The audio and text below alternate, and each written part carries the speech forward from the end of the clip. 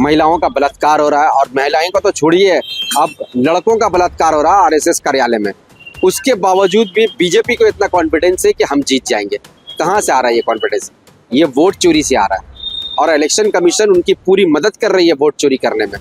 तो याद रखिए कि ये डेमोक्रेसी नहीं है। ये डेमोक्रेसी खत्म करके एक पार्टी के लिए चुनाव कराया जाएगा जो सिर्फ और सिर्फ भारतीय जनता पार्टी को जिताने का काम करेगी। यहाँ से लोकतंत्र खत्म करने का काम ये इलेक्शन कमीशन के माध्यम से किया जा रहा है। इलेक्शन कमीशन ने तो आधार कार्ड को मानने से भी इनकार कर दिया था, और आधार कार्ड किसने लागू किया? गवर्नमेंट ऑफ इंडिया ने लागू किया।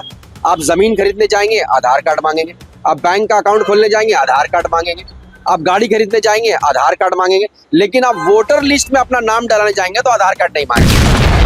कल आप लोगों ने रैली निकाली थी कि इलेक्शन कमीशन ऑफिस का घेराव होगा, लेकिन देखने को मिला कि पुलिस ने आप लोगों की रैली को बीच में ही रोक दिया, जबकि टीएमसी भी कह रही है कि एसआईआर जो है लागू नहीं होने देगी। उसके बावजूद भी उन्हीं की पुलिस जो है आप लोगों पे इस तरीके से आप लोगों को। देखिए, पूरे हिंदुस्तान में अगर भारतीय जनता पार्टी की गुंडागर्दी के खिलाफ या इलेक्शन कमीशन के दुर्नीति के खिलाफ अगर कोई लड़ रहा है तो कांग्रेस पार्टी लड़ रही है। और उसी के बुनियाद पर कल ऑल इंडिया यूथ कांग्रेस के प्रेसिडेंट उदय भानु जी बंगाल आए थे कलकत्ता पे, और इलेक्शन कमीशन का घेराव हम सारे लोग करने जा रहे थे, यूथ कांग्रेस के सभी साथी।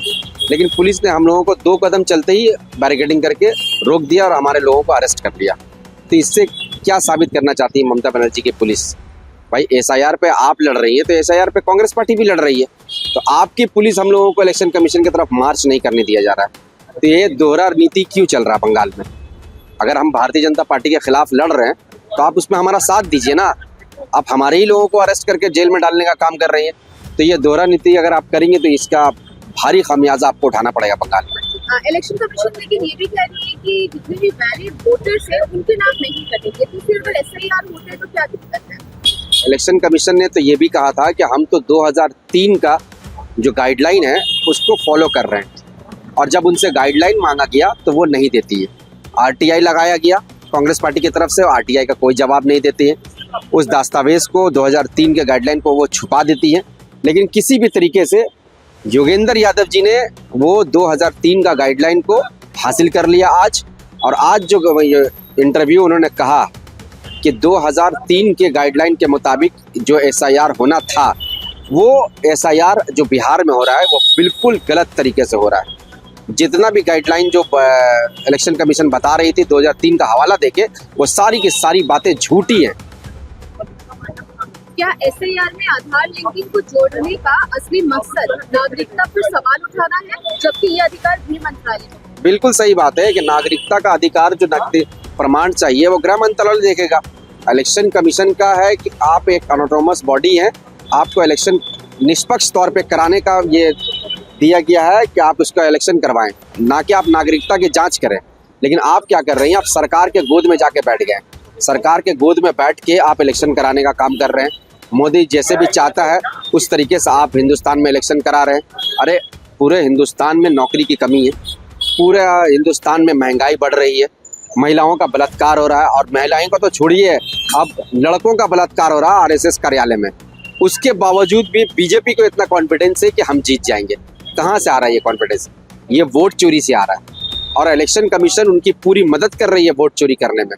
इसी को तो राहुल गांधी जी ने पकड़ा है कि अगर पूरे हिंदुस्तान में एंटी इनकम्पेंसी बीजेपी के खिलाफ भयंकर है, नौकरियां नहीं है, किसान मर रहे हैं, किसान की आय दुगना नहीं हो रही है, लोगों को नौकरी नहीं मिल रही है, महिलाओं को छेड़छाड़ हो रहा है, हिंदुस्तान में अच्छा व्यवस्था नहीं हो रहा है, उसके बावजूद भी भारतीय जनता पार्टी हुकूमत में आ रही है। तो कैसे आ रही है? जनता वोट नहीं दे रही है, जनता का वोट को चोरी किया जा रहा है इलेक्शन कमीशन के माध्यम से। क्या चुनाव आयोग को ये जरूरी नहीं बनाना चाहिए कि जिनका नाम वोटर लिस्ट से हटाया जा रहा है उनका कारण और पूरी जानकारी जो है सार्वजनिक की जाए? सुप्रीम कोर्ट में तो हम लोगों ने ये मांग की कि आप जो इतने सारे लोगों का नाम डिलीशन किए, क्या आधार पे आपने किया? क्या डॉक्यूमेंट आपने उनसे मांगा था जो उन्होंने नहीं दे पाए? क्या आधार पे आप उन लोगों का नाम किया? तो नहीं, इलेक्शन कमीशन जवाब नहीं दे रही है। आप जो इतना 65 लाख लोगों का नाम बिहार में काट दिए, किस आधार पे काटा आपने? आपको तो उसका प्रमाण देना चाहिए ना कि भाई ये डॉक्यूमेंट नहीं दिखा पाया, फेक डॉक्यूमेंट था, फेक एड्रेस था, क्या था? ये कुछ डॉक्यूमेंट आप नहीं दिखा रहे हैं। आप 65 लाख लोगों का नाम डिलीट कर दिए और बोल दिए इन लोगों का सही पता नहीं था, सही नाम नहीं था। आप आधार दीजिए ना, आप अपने ही नागरिक को, हिंदुस्तान में रहने वाले लोगों का नाम आप काट दे रहे हैं सिर्फ इसलिए कि वो भारतीय जनता पार्टी को वोट नहीं देते हैं, वो ऑपोजिशन को वोट देते हैं और उस आधार पे आप उसका नाम है। क्या SIR जैसी बड़ी प्रक्रिया से लोगों का भरोसा चुनावी सिस्टम से कम हो सकता है? भरोसा उड़ गया है चुनावी सिस्टम से। आप बिहार में जाके अगर देखेंगे कि जिस तरीके का SIR बिहार में लागू हुआ, उस तरीके का SIR अगर पूरे हिंदुस्तान में लागू होगा तो याद रखिए कि ये डेमोक्रेसी नहीं है। ये डेमोक्रेसी खत्म करके एक पार्टी के लिए चुनाव कराया जाएगा जो सिर्फ और सिर्फ भारतीय जनता पार्टी को जिताने का काम करेगी। यहाँ से लोकतंत्र खत्म करने का काम ये इलेक्शन कमीशन के माध्यम से किया जा रहा है। आप और हम अपने मत से अपना वोट जाकर डालते हैं, चाहे किसी भी पार्टी को हम दें वोट। ये अधिकार आज हमारे पास है क्योंकि संविधान ने यह अधिकार हर एक इंसान को दिया है पूरे हिंदुस्तान में। वो अधिकार को छीनने का काम कर रहे हैं। आप RSS के लोग को हर संस्था में बैठा दे रहे हैं और RSS के लोग जो जाके इलेक्शन कमीशन में उनको डराने का काम करते हैं, उनके वोट चोरी करवाने का काम कर रहे हैं। इलेक्शन कमीशन को पूरी तरीके से वो अपने कब्जा में लिए हुए हैं। और आज के जो इलेक्शन कमिश्नर हैं गुप्ता जी, उनके घर वाले को तो IAS ऑफिसर का नौकरी मिल रहा है, अपने क्षेत्र में उनको नौकरी मिल रहा है, उनकी बेटी IAS बनी हुई है, उनके दामाद IAS बने हुए हैं। तो ये कहीं ना कहीं तो साठगांठ नरेंद्र मोदी के साथ उनका बना हुआ है, तभी ये सारी चीज़ का फ़ायदा उनको हो रहा है। लेकिन हिंदुस्तान की जनता को फ़ायदा कब होगा? हिंदुस्तान की जनता को लूटा जा रहा है, लूट कर पैसा अडानी को दिया जा रहा है। 1 रुपया में हम लोग को नमचूस और टॉफ़ी नहीं मिलता है, अडानी को ज़मीन मिल जा रहा है। तो ये कहीं ना कहीं चोरी तो जनता ही का हो रहा है ना। अगर वहाँ पर कोई पावर प्लांट लगता, वहाँ पर बिहार प्रोजेक्ट में कोई गवर्नमेंट का प्रोजेक्ट होता, तो वहाँ पर नौकरी बिहार के लोगों को मिलता, हिंदुस्तान के लोगों को मिलता। लेकिन आज नौकरी किसको मिलेगा? प्राइवेट सेक्टर में अडानी जिसको चाहेगा उसको नौकरी मिलेगा। तो ये लूट तो जनता की लूट हो रही है, बिहार के लोगों का, बिहार के अधिकार का लूट हो रहा है। 1 रुपया करके आप गरीब लोगों का, जो रेलवे के ज़मीन पर रहते हैं, जो झुग्गी झोपड़ी में रहते हैं, आप 1 रुपया करके ज़मीन उन लोगों को दीजिए ना। अपने देशवासियों को आप देश से भगाने का काम कर रहे हैं। पर पूरे देश में आपने तो लूट मचा के रख दिया है।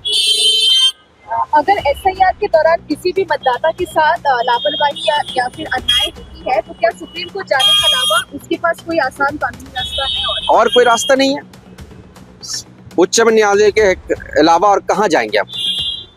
सुप्रीम कोर्ट में हम लोग तो बात कही कि SIR जिस तरीके से धोखाधड़ी है, हिंदुस्तान के लोगों के साथ धोखाधड़ी किया जा रहा है SIR के नाम पर। जब सुप्रीम कोर्ट ने लास्ट में आधार कार्ड को आपका आइडेंटिटी प्रूफ बनाकर उसमें शामिल किया लिस्ट में, तो बहुत सारे लोगों को राहत मिला है। वरना इलेक्शन कमीशन ने तो आधार कार्ड को मानने से भी इनकार कर दिया था। और आधार कार्ड किसने लागू किया? गवर्नमेंट ऑफ इंडिया ने लागू किया। आप ज़मीन खरीदने जाएंगे, आधार कार्ड मांगेंगे। आप बैंक का अकाउंट खोलने जाएंगे, आधार कार्ड मांगेंगे। आप गाड़ी खरीदने जाएंगे, आधार कार्ड मांगेंगे। लेकिन आप वोटर लिस्ट में अपना नाम डालने जाएंगे तो आधार कार्ड नहीं मांगेंगे। मतलब आप गवर्नमेंट की चीज़ खरीद रहे हैं, गवर्नमेंट को टैक्स भर रहे हैं, आधार कार्ड के थ्रू भर रहे हैं, लेकिन उसी आधार कार्ड के बुनियाद पर आप अपना वोटर लिस्ट में नाम नहीं दर्ज करा सकते थे। तो ये गवर्नमेंट जो है, जोकरों की गवर्नमेंट है। किसी भी तरीके से जनता को लूटना, मारना, पीटना, जो भी तरीके से करे, सरकार में बने रहने का ये कोशिश कर रहे हैं, जिसका पुरजोर विरोध राहुल गांधी जी ने किया है। आज पूरे हिंदुस्तान में जिस तरीके से राहुल गांधी जी को लोकप्रियता मिल रही है, तो आने वाला वक्त ये दूर नहीं है कि हिंदुस्तान में 2029 में राहुल गांधी जी हिंदुस्तान के प्रधानमंत्री बनेंगे। और ये सारे चीज़ों से जिन पर जनता के आज शिकंजा किया हुआ है नरेंद्र मोदी की गवर्नमेंट ने, उससे छुटकारा के दिलाने का काम राहुल गांधी जी करेंगे। खबरें मिल रही है कि SIR जल्द ही वेस्ट बंगाल में लागू होगा। आप लोग प्रोटेस्ट भी कर रहे हैं, क्या लगता है कि आप लोग इसे रोक पाएंगे? अगर गलत SIR होगा तो हम लोग ज़रूर उसको रोकने का काम करेंगे। 2003 का जो गाइडलाइन है, 2003 के गाइडलाइन के मुताबिक आप SIR कीजिए। गाइडलाइन हमारे पास आ गया। आज योगेंद्र यादव जी ने भी प्रेस कॉन्फ्रेंस करके वो गाइडलाइन दिखा दिया है। उस गाइडलाइन का तथ्य आप दे रहे थे, हवाला दे रहे थे इतना दिन से कि 2003 के आधार पर हम SIR कर रहे हैं। लेकिन कुछ भी SIR जिस तरीके से अभी जो आपने किया है, उसमें से कोई भी गाइडलाइन मैच नहीं करता है 2003 के इससे।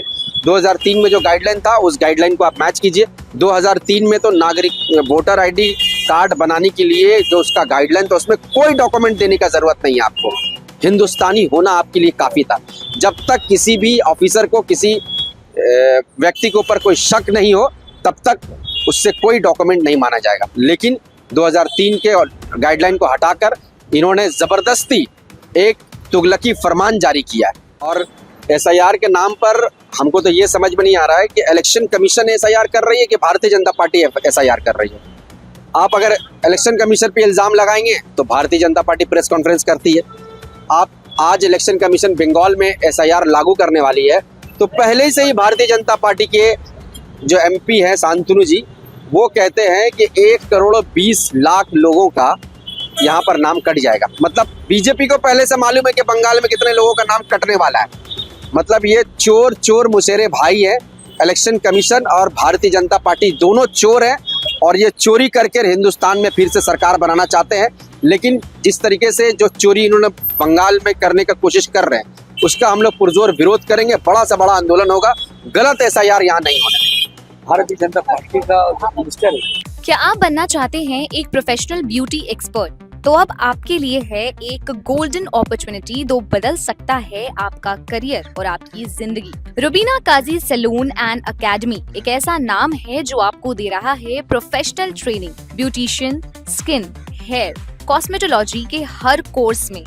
यहाँ सिर्फ 45 दिनों में ही दे सकते हैं आपको चुनिंदा ट्रेनिंग, बेसिक से लेकर इंटरनेशनल लुक्स तक। जी हाँ, 10 एक्सक्लूसिव लुक्स की expert training, Brazilian makeup, water resistant makeup, illuminated look और भी बहुत कुछ सीखने को मिलेगा। और सबसे बड़ी बात, ISO बेस्ड कोर्स जो कि वर्ल्ड वाइड अप्रूव्ड है। यानी कोर्स के बाद आप दुनिया में कहीं भी जा सकते हैं और शानदार जॉब पा सकते हैं। यहाँ आपको अपने सपनों की उड़ान के लिए पैसों की कमी नहीं महसूस होगी, क्योंकि यहाँ है EMI इजी ऑप्शन अवेलेबल। पता नोट कर लीजिए, Rubina Kazi salon and academy, 4th floor, Devi market, Greek Orthodox church के पास, Hazra Kalighat, new sky wall bridge के सामने।